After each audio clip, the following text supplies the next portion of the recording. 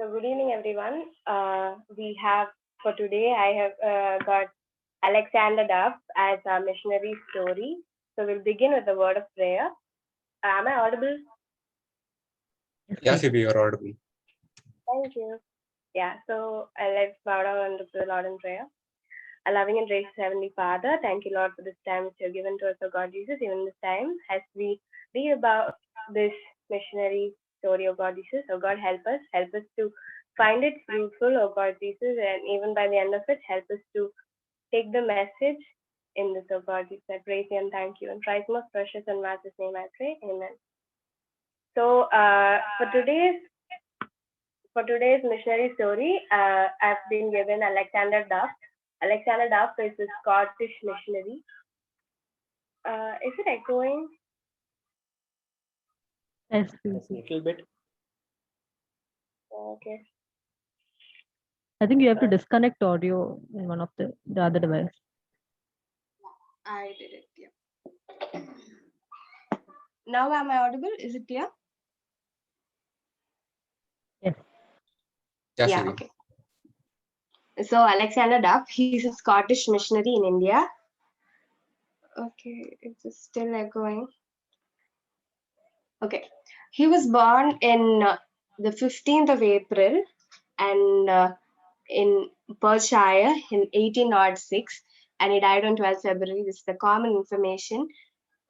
He was the first Scottish missionary in India. He was the Christian, Protestant, Presbyterian missionary of Scottish heritage who worked in India, first overseas missionary of the Church of Scotland, and he also played a very important role in the higher education. So he was a moderator and a convener of the French Church of Scotland. We'll see what happened in the later part. So in his early life, Alexander Duff, he was born in the heart of Scotland. He was the son of James Duff and Jean Rattray. His father was a gardener, a farmer, and he was the simple person in a middle class family, and they had 5 children.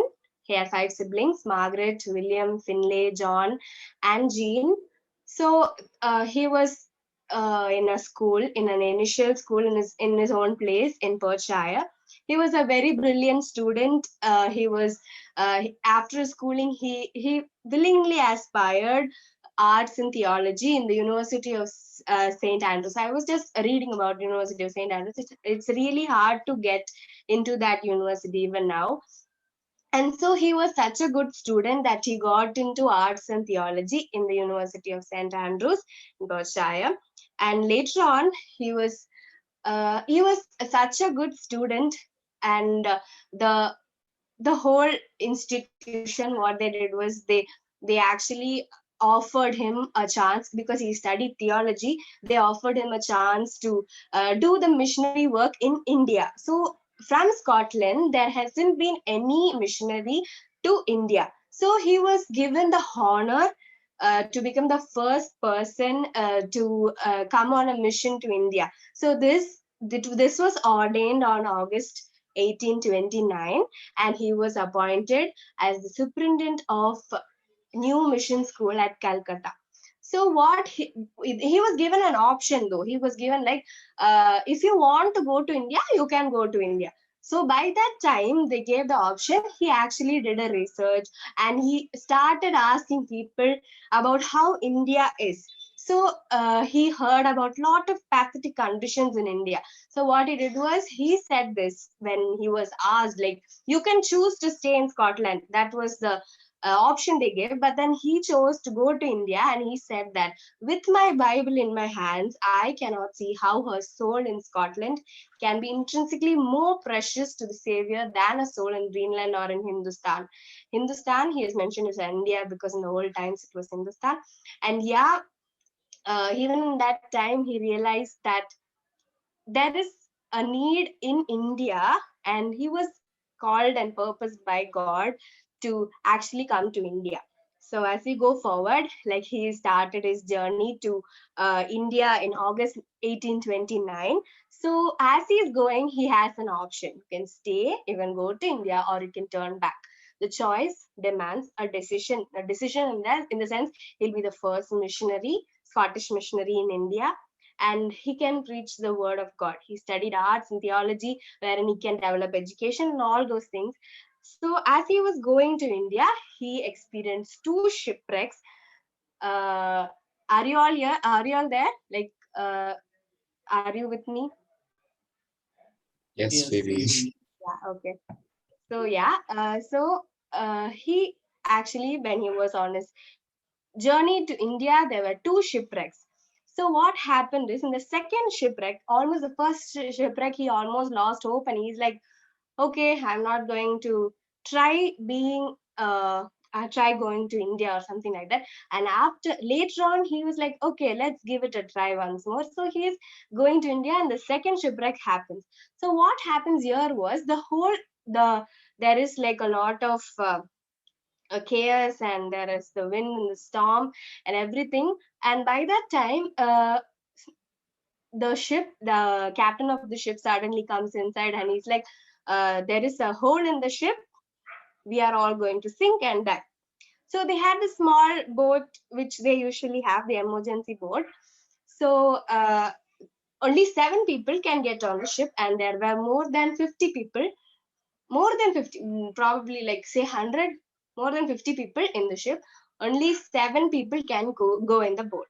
So first 7 people, they went and they checked whether there is land nearby. So they went, they checked whether there was land nearby, and they found land. And one person came back, and they did 3 trips. And they usually, what they do is, they take mothers, children, all those people were taken first, and then later on other people were taken. So almost 28 people are done, and next set of people, Duff is going with them. And after they go, by that time, they didn't know that there was land. So what he did was, Duff said that, okay, we'll all gather together, we'll pray before we find the land, before someone goes and finds the land. So they all agreed to that, and that was a miraculous thing, that people suddenly, if someone in the ship comes to you, and they're like, okay, we all should pray. And what if they don't know Christ? But he was so confident, and he didn't hesitate to pray, and he didn't hesitate to ask people to pray. So they all joined together and they prayed, and everyone agreed. And in all noise and turmoil, Duff lifted his voice to the Lord. And what happens is that for 3 hours, the ship jerked, while one by one there are people going. Can you see the land there? So one by one there are people going. Like first 7 people have gone, they have landed and come back, and the next 7 they are going and coming back. It's not that easy, like 3-4 trips to some land, and here there is chaos. And for 3 hours the ship jerked with a bull trying to jerked like a bull trying to toss a rider. Have you, like, people, there is an amusement park, and there is this bull, there is this game wherein the rider should sit on the bull without being fallen. If you have tried that, I'm sure you will know how bad it is. It's not controllable. Like, mostly people fall down on the first jerk. So that, it was that horrible. And the waves pounded angrily off the deck. So after this, they all, like almost 28 to 30 people, they reached the shore. And what happened was, uh, when they reached the shore, the ship was almost broken, and the pieces of the ship were getting to the land. So what happened was, there was one person in the ship who found, he was loitering around in that island, and he found that with the shipwreck and all those logs and all, what happened was, Duff's Bible also was there, tied with ropes, or that Bible was there. And he ran to take that Bible, and he took that Bible and came. So this person knew that the name was written, Alexander Duff, the name was written on top of it. It was so clear, even if it were in water. And he brought it to Duff, and Duff didn't, like, he wasn't surprised. He was like, okay, read Psalms 107. So the person read Psalms 107. those who go down to the sea in ships, who do business on great waters, they have seen the works of the Lord and his wonders in the deep. And it goes on, for he spoke and raised up stormy wind, which lifted up the waves of the sea. They rose up to the heavens, they went down to the depths, their souls melted away in their misery. And it says in Psalms 107, verse 23 to 31, if you read, the Lord is, when I read the third line, he caused the storm to be still so that the waves of the sea were hushed. Then they were glad because they were quiet. So he guided them to their desired heaven. Let them give thanks to the Lord for his loving kindness and his wonders to the sons of men. This is what he read. So even in this time, he thought, he had in mind that today, okay, from this thing, like he helped people to call on to God. Even in this time, are you in a need to call on to God? Do you need to call on to God even in this time? And also, can you lead others to call on to God? Even in when situations come, we just tend to find methods to get out of it. Do we ask people, pray and then you'll be fine? Do we do that? So that was the question. That was the lesson which he learned even in that particular second shipwreck, and successfully he reached Calcutta, India. So after two shipwrecks, Duff reached Calcutta on the 27th of May 1830. He started in August 1829 and he reached Calcutta on May 27th, 1830, almost by last month before in 1830. Okay, so in the first few days when he was in Calcutta, what he did was he like after a few months after he settled in to the place, he started a small institution with 4 to 5 students in a normal house in Chitpur Road, Upper Chitpur Road, in the Jorasanko neighborhood of Calcutta. So this was a house of a Hindu. So this person, Ferengi Kamal Bose, he was a very, so he's a Pakka Hindu. This person, what he did was he gave the place for Alexander to open an institution. He didn't know anything else. Okay. This place was later, this institution which grew, it was later called as General Assembly Institution. So, what Alexander Duff did in India was in Calcutta, especially, even as this institution came in, he knew that.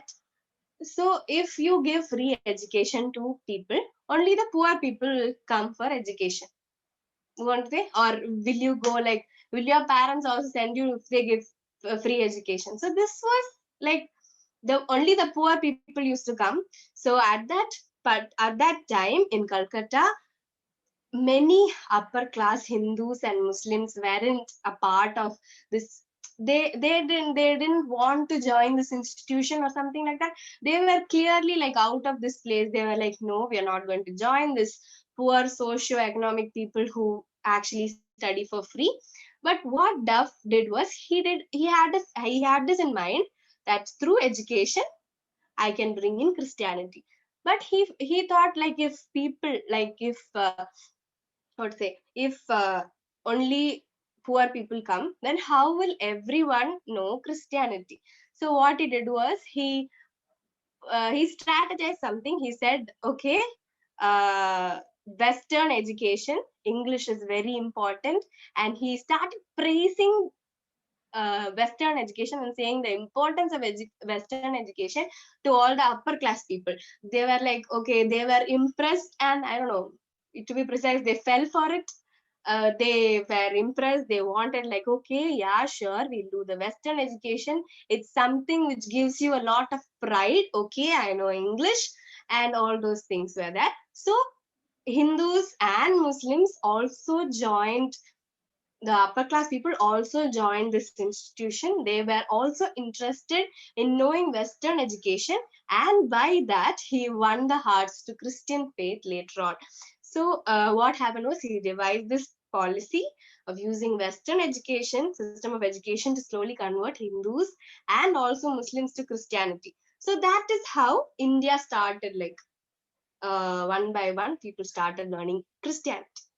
So the success of his work had the three effects. One was he altered the government of India, altered the policy of government of India in matter of education, and also he in Christian homes he encouraged that there should be an education of as a missionary agency they should educate the people. And third was entrance of Christian ideas to high caste Hindus and also Muslims. So all these things were success out of his effort. So next what happened was, okay, yeah, so once people start learning English and they were like happy that there were other subjects related to western system of education, and also alongside with that it was tactical. Like once you know English, you automatically start reading the Bible, and somehow the Christian faith is put inside them. So after that, he proposed a theory which is called the downward filter theory, in which, like, if you see a ladder and the upper class people are starting to know the Lord and gets filtered down, and everyone in that same ladder get to know Christianity. There'll be a knowledge of Christianity. So he proposed that theory. And also he wrote a pamphlet on a question, a new era of English language and literature in India, to expand the view of Western education to the people in India, the upper class people especially.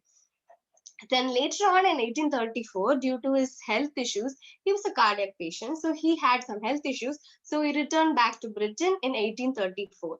By that time, he had already put in seeds of reforming education in India. So on March 7th, in Duff's request, the government mandate was adopted to promote the European style of education, and all this Western type of education was proposed in India, and he influenced a person called Peter Percival, and he was in Sri Lanka, who also did the same kind of work. He was a educator, linguist, and a missionary. He also did the same work. Peter did the same work in Sri Lankan Tamil Nadu, Sri Lankan Tamil dominance, Jaffna Peninsula in Sri Lanka. So after that, okay, I told you about a small institution which he started in uh, Ferengi Bose's house. So that institution was later named as General Assembly. So by the time Duff went back to Britain, what happened was in 1836, he has assigned it to some other person. So that person, what he did was he moved uh, the General Assembly, that's a small institution, to Gorachan Baisak's house in Garhanta neighborhood. It was in Jorasanko, and it was turned to Garhanta. So later on, that same General Assembly, they thought like, okay, it's enough that we have other people's houses, now we can build one for ourselves. So what they did was they got a place, and they placed the foundation stone. Mr. Mark Farlon, the chief magistrate of Calcutta, who did the educational reforms, he laid the foundation for this building, and this building was designed by John Gray, and all these were happening, and the construction of the building was done by 1839. This was the first building in Jorasanko, Ferengi Bose's house, and on top of the house was the institution, General Assembly. Okay, in 1840, he almost recovered from his illness, and he came back to India in 1840, and he was actually surprised. At first, there were only 4 to 5 students, and now there are 600 pupils from 5 to 9 years in his institution. So later on there was a dispute dispute in the institution and the government. So what he did was, there was a free church, so there was a institution for the free church. So he said, okay, I don't want to be a part of the General Assembly institution, I just founded it. And he sided with the free church. So what he did now was, he's into the free church now. He's concentrating more on reforming the free church institution. So in 1844, Viscount Hardnett, the Governor General, opened government appointments. Now he's like there is an open call for all the people in Calcutta and in India, that if you want to join, like that if you want any appointments to study in other institutions. There were development of a lot of institutions at the time. So at that he made an appointment that you can also join in other institutions. That was appointed. And the same year, Duff also co-founded the Calcutta Review, an editorial. It served as he served as an editor from 1845 to 1849. Okay, one quick question: when was Alexander Duff born? Are you all listening?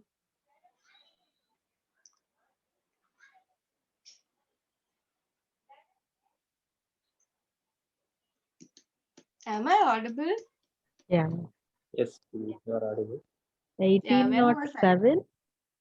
1806? Yeah. Yeah, almost close.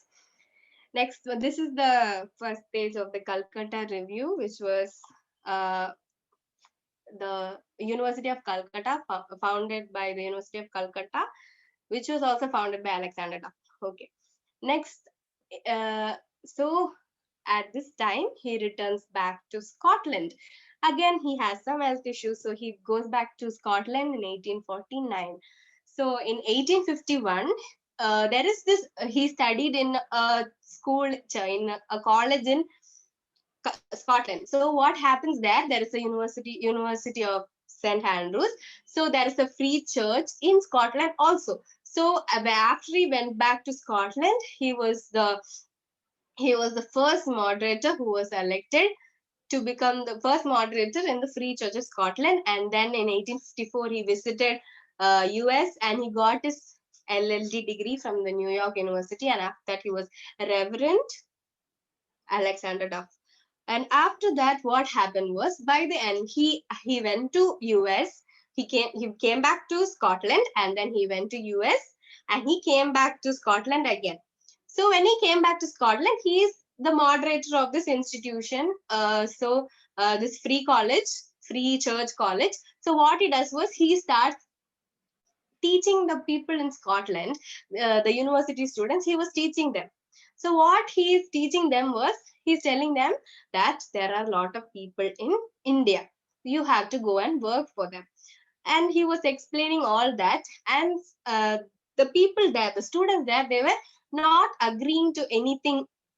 They were like, how can we go to such a far place where we don't know anything, and we have only heard about people saying things, and that is so bad. So that is what those people were thinking. So later on, as he was saying, he was like, he was not losing his faith. He was like, yes, you are coming to India with me, and we will do the work of the Lord. He was so steadfast in what he was doing. And suddenly what happened was, as he was standing in the podium and preaching, he fell down. He had a mild heart attack.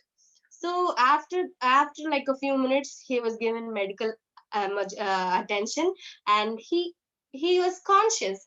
So what they said was, come on, let's go to the hospital. So what Alexander did was, he was like, no, I'm not going to the hospital until I make the students here accept it. So he stood up to the podium and he started saying, he was bursting out in tears. He was like, there are people, children, small young children, not even your age, they are being thrown into the Ganges, thrown in the Ganges, and they are being killed, and people there are not educated enough, and you are educated, why can't you do this? And he started telling the students about the urge to come to India and do the work of the Lord. And then the students realized that it's such a precious thing, and also they realized that they saw the effort which Alexander Duff made, and how steadfast he was in his mission towards that nation, India, Hindustan. So later on, he went back to um, he went back to India in 1856. He was quite old. He was, how old was he in 1856? He was born in 1806. So he's 50 50 years. years old when he comes back to India after his mild heart attack. So in 1857, what happens was, he comes back with a lot of students. So he comes back with a lot of students, and they established the University of Calcutta by reviewing with the Calcutta Review and all those things which they use. So University of Calcutta was established, and the Free Church Institution was one of the earliest affiliates. So what happened was the Free Church Institution, that which Alexander worked before, and also the General Assembly Institution, which Alexander already founded. These two joined together to form Scottish Church Colleges Institution. So that was a part of University of Calcutta. They are like the early affiliates who became that. So Duff was the first Senate to serve in the university, and in 1858 India, there was a mutiny which broke out in India, and Duff was in that reformation. He was putting Christianity into people, and he made known that they should be more concerned. He wrote descriptive letters on how people should be and how people should reform education and how they should be matured enough to know what is happening. So that happened, and later on in 1863, he was given an opportunity to become the vice chancellor of the university. First, he was the Senate member, then he was given an opportunity to become the vice chancellor. But at that time, his health became very bad, and he left back to Britain. So after that, after he reached back to Britain, he went and visited South Africa, and he became the convener of the Foreign Missions Committee of the Free Church. And later, he in 1870 was the principal force in founding Anglo-Indian Christian Union, and he became the first president. So he had like a lot of roles wherein he proved himself that he was standing firm for the Lord. And he also raised money to endow a missionary chair at New College, Edinburgh, and himself made the first professor. He worked as a chancellor, a president, a senate member, a professor, and he was an editor, and he did a lot of reforms in education with the Christian faith he had, and also was concerned about putting Christianity into people's minds. And this is the University of Calcutta, like when it was founded, later on when it was founded. And also in 1873, he had this free church.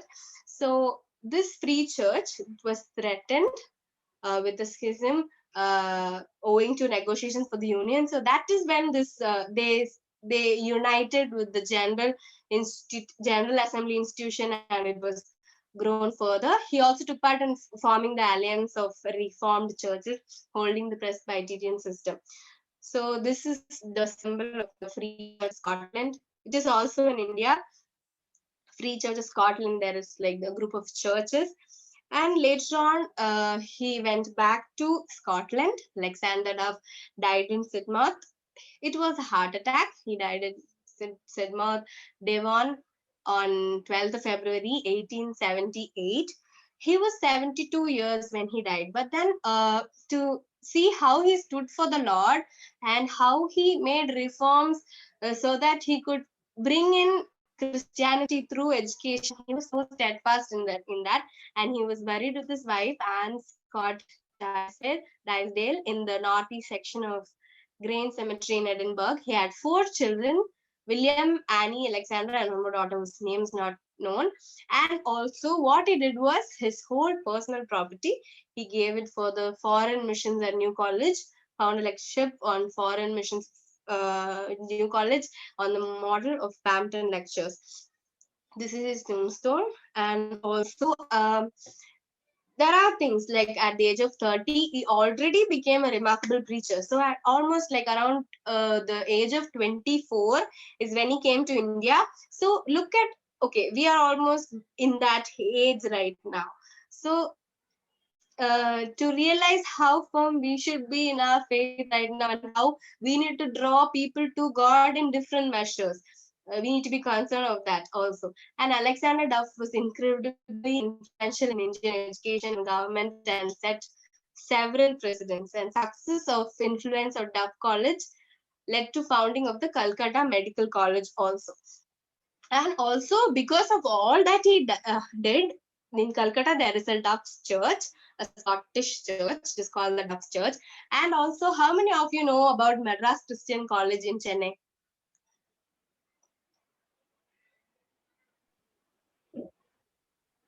I hope everyone knows Madras Christian College, Chennai. Yeah. Yes, Phebe. One, yes. Yes. Yes. So, Alex, if you have seen the pictures or heard people say about Madras Christian College, it's such a good college with with a very good infrastructure and place where it is and the plants and everything. And there is a school also, Madras Christian College School, which is also founded in the same time. They celebrated their 150th anniversary like a few years back. So that college was founded by Alexander Duff. It's one of the leading colleges in India. That was founded by Alexander Duff when he came back to India with the Scottish students, Scottish university students. They all came back, and that is when he founded Madras Christian College and also the school. The school recently got the 8th best. It was the 3rd best school in India. It's in the top 10 schools. So it was so great, the reforms he made in education in India. And also through this Indian education, he also put Christian faith into people so that they can read the Bible. When you know English, you can automatically read the Bible at that time. In 1806, we didn't have different translations of the Bible in different languages. So when you know English, you can read the Bible. So that is how Christian faith was put inside people. Okay, so it's the end of the story. Yeah. So what did you learn today? Uh, what did you learn today? Yeah, I would like to ask you all. What did you learn? I want some points which are not in this.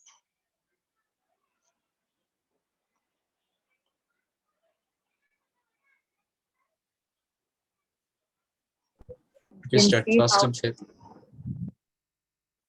Yeah, once more. Be steadfast in faith. Yeah. Something else, Shinachi?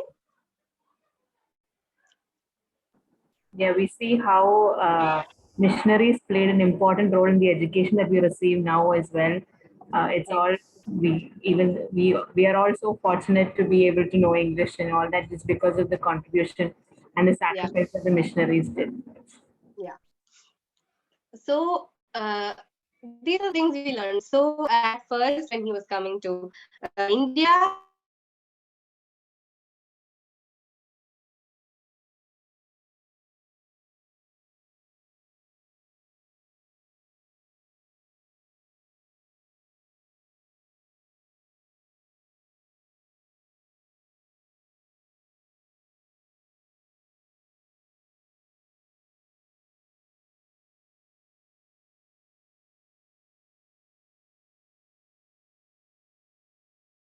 were saved, their faith were renewed. He also made sure that call on the Lord and lead others to do the same.